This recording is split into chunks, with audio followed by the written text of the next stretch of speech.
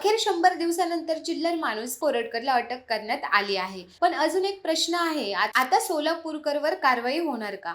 गेल्या अनेक दिवसापासून वेगवेगळ्या विषयांमध्ये वेगवेगळी भूमिका सरकारची असल्याचं वारंवार दिसून येत आहे. त्यामुळे या ठिकाणी काही प्रश्न उपस्थित होत आहेत.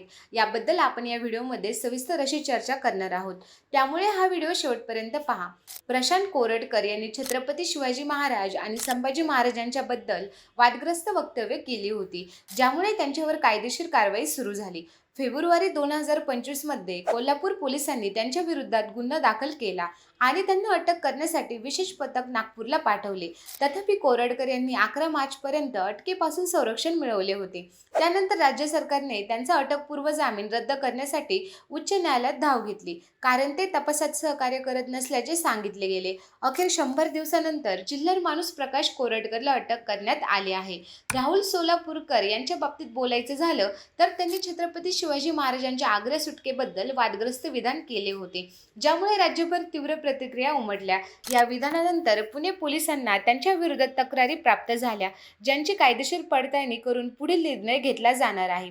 तसेच त्यांनी भांडारकर प्राच्यविद्या संशोधन मंदिर संस्थेच्या विश्वस्त पदाचा राजीनामा दिला आहे. कोणीही इतिहासाचा अपमान करेल आणि त्याला काहीच होणार नाही असं होणार नाही. कोरटकरला आम्ही शोधून काढलं आणि अटक केली. आता इतर कोणालाही इतिहासाबाबत चुकीचं बोललं तर कठोर कारवाई केली जाईल, असा स्पष्ट इशारा मुख्यमंत्री देवेंद्र फडणवीस यांनी दिलेला आहे. याबाबत कायदा करण्याचे संकेत सुद्धा राज्य सरकारने दिले आहेत, ज्यामुळे भविष्यात वाझावीरांना वेळीच त्यातून धडा शिकवला जाईल अशी अपेक्षा करायला हरकत नाही. मित्रांनो, कोरटकरला अटक झाली, पण लढा अजून संपलेला नाही. इतिहासाचा अपमान करणाऱ्यांवर कडक कारवाई व्हावी अशीच जनतेची मागणी आहे.